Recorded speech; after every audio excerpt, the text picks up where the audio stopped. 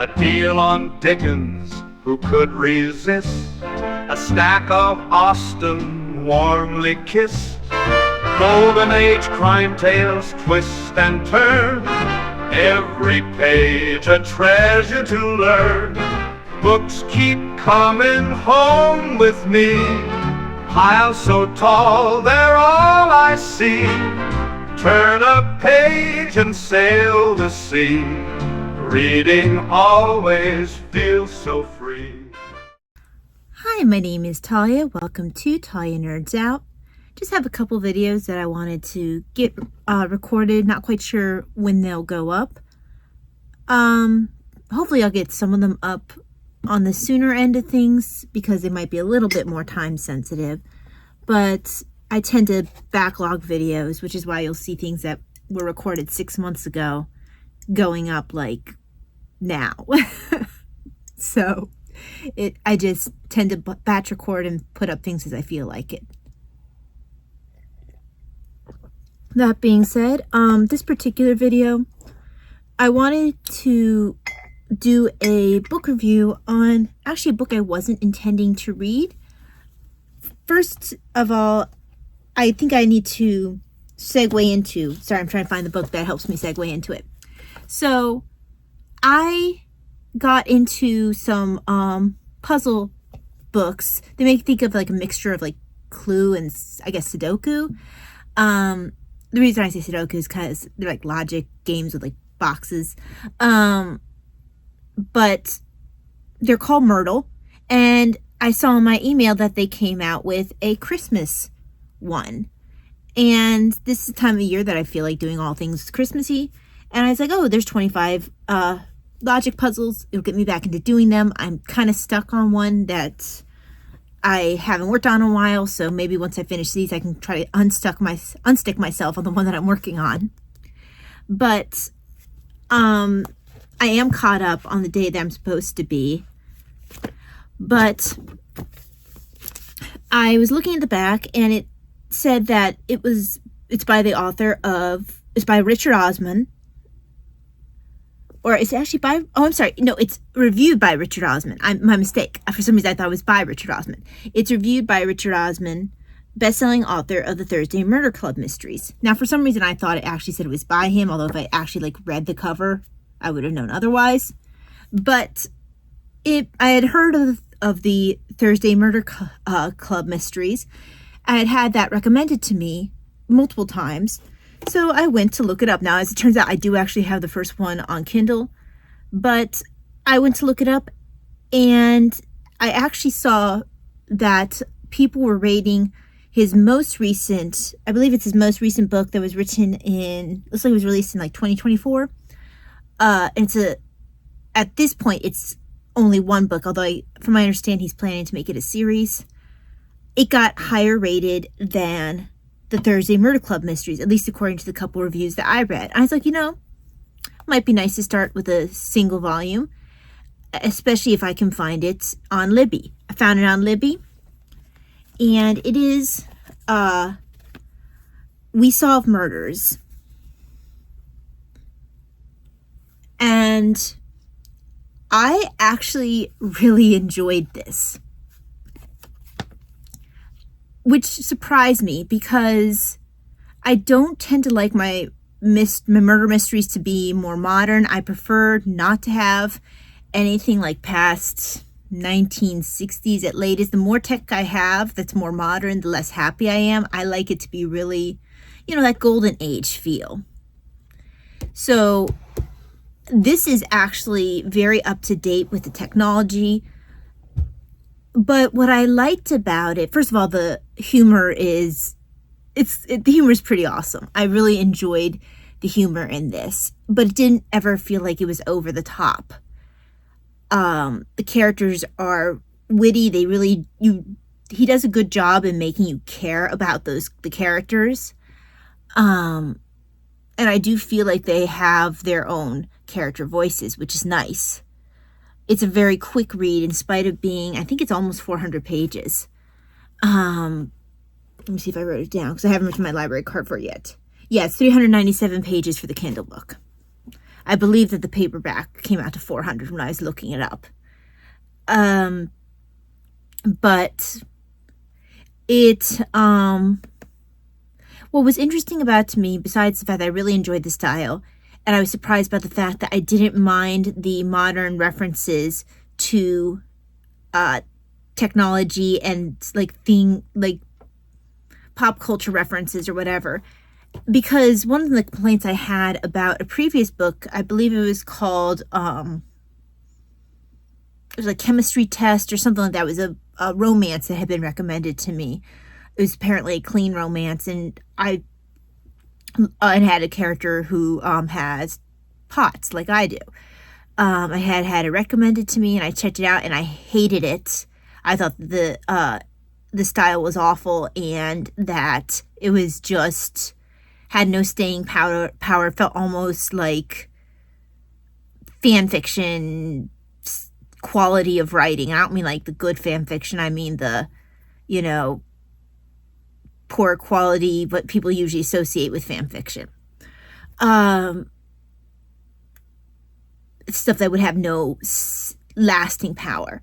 That's what I usually associate with something that's very heavy on more modern, like cultural references or tech. But that wasn't what I got from this book. For one thing, the writing style is quite enjoyable. The character voices are quite enjoyable. Like I mentioned, he makes you care about the characters. But the other thing is he uses technology in a clever way. He has a character who is hiding his identity, a villainous character. I can say that because it really that's how the book basically starts out, is by mentioning this. The character hides his identity by using ChatGPT to, when he writes his notes back and forth, his emails back and forth, he'll say, ChatGPT, make me sound like an English gentleman, either like posh English gentleman or whatever it is he says. He's like, make me sound like an English gentleman when I'm writing these letters. And so it's meant to disguise his natural writing voice so that it can't be, not only is his IP address being disguised, he's also disguising his natural writing voice by using ChatGPT. And I'm like, okay, that's clever. That is a good use of technology in this story versus just something to try to see like relevant or to just, I don't know what chemistry test was doing, but it actually fits and makes sense within the story. And where normally that much of a reference to modern technology kind of turns me off on a story, because like I said, I prefer more of a golden age type mystery. This only piqued my interest more because I was like, okay, how else are they going to use the technology in a way that might actually make our heroes' jobs harder, and how will they have to use the resources available to them to combat that? Now, that being said, while you have those elements, I don't feel that it veers into the area that you'll sometimes get with more gritty mysteries. A lot of times I also associate more of a later feel for mysteries with more of the like grittier things that would be like, think of noir but for books. I can't think of the term for that right now, but more the American pop boiler type mysteries. That's why I usually associate with later the technology gets, but it somehow manages to kind of keep some of that feel of a golden age mystery while having the technology and the modern world around it, which I thought was rather clever. I don't remember a whole lot of really there being much in the way of bad language. If there was any, it slipped past me. Let's see what else. they will make references to a character who has lived a more promiscuous lifestyle, but they don't actually show it, and it makes, I hate to say it makes sense for that character, but it makes sense for that character. And like I said, it kind of is mentioned and moved on. So, I mean, when you're dealing with murder mysteries and the kind of characters that are, this particular character is a celebrity-like character. So when you're dealing with a certain kind of population and type of story, I do expect some things to be referred to, because first of all, what are a lot of the motives for murder? A lot of times you'll see in these mysteries, you'll see money, you'll see sex, and money, sex. I mean, I guess ambition's covered in money, but money and sex are the two things that immediately come to mind. I know there's other things, but my brain just broke. A lot of times it'll be like to hide something or whatever.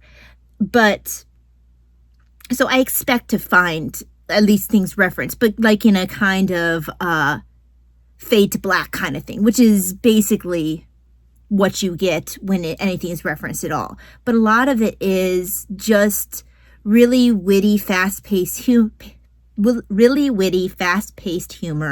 with enjoyable characters, with tech that's used in a clever way, with an interesting combination of characters. Like you're following, you have several main characters, but your three main protagonists, you have a mystery writer, who they never give you a good idea of how old she is. You just know that she's older, and she always hems and haws and lets you kind of like guess how old she is, while apparently always like letting you guess younger, and like so you never have any idea if she can be anywhere from like her 60s to her 80s, and you wouldn't know. It seems like she must have gotten quite a bit of work done. And she's, well, Mom, you're not going to see this because I don't think you have time to watch my videos anymore, but it's what my mom would call it. My mom would say she's a pip. Whatever the heck that means, but that's what she would say. I need to, eventually find her the book with a Kindle, or get her the book, but I'm not spending $11 for a Kindle book. She'll get the physical one at some point. Or she should just get her library card renewed so she can borrow it on Libby. Anywho, so there's that character, the mystery writer, who you start off the story right away saying that someone's trying to kill her. And your the other main character that comes into it is then mentioned, who is her bodyguard, who is named Amy, and they have a really witty, amusing conversation. That's how you meet them. You start off strong. But what I think is interesting, this is what actually pulled me into it, is they said that this is a story where you have a team up of a daughter-in-law and a father-in-law. And I'm like, well, that's an interesting combination of detectives I don't think I've seen before. And that's what made me decide, well, this will be one of his books that I start with. And I'm so glad I did. I'll probably actually pick up the book to own at some point. And in at the end of the book, after it's finished, I guess it was in his acknowledgement section, he said that even though he feels he's cheating on his characters from the Thursday Murder Club mysteries, he feels like he will be writing these characters again, and I'll be keeping my eye open for those books. But I do have the first of the Thursday Murder Club mysteries. I'm not going to start it right away because I want to still keep these other characters kind of in the forefront of my mind. I am that way sometimes with authors, where I'll read a set of characters for the first time and I'm not quite ready to replace them with different characters written by the same author, so I might wait a while before I read the next book that author might have written that doesn't have to deal with the previous characters.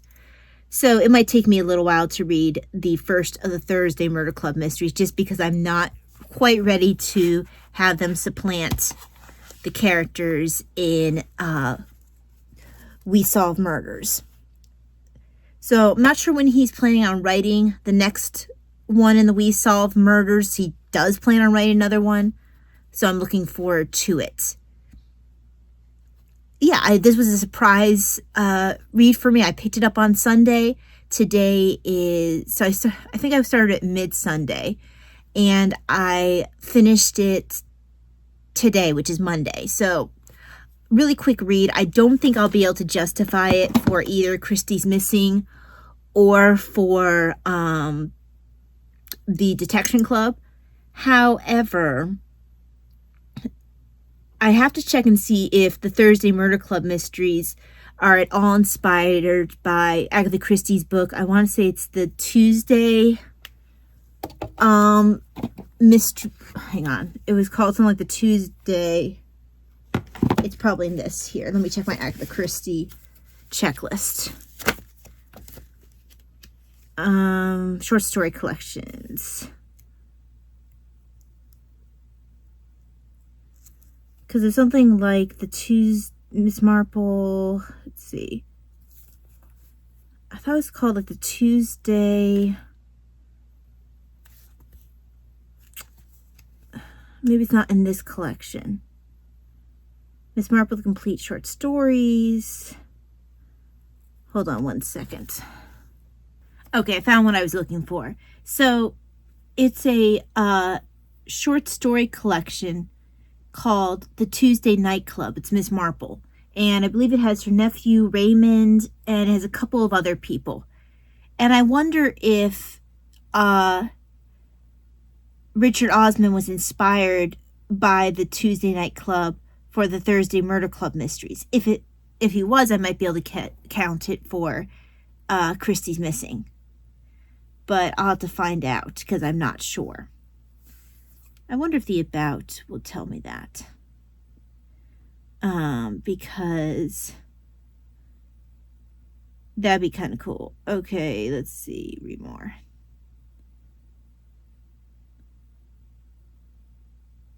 It doesn't say. I'll have to look it up. If it is inspired by Christie's Miss Marple collection, then I can count it for Christie's Missing.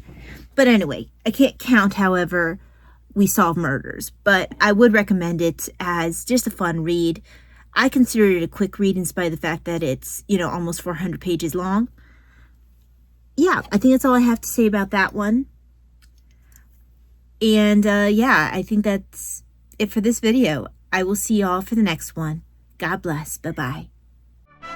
Books keep coming home with me. Piles so tall, they're all I see. Turn a page and sail the sea. Reading always feels so free.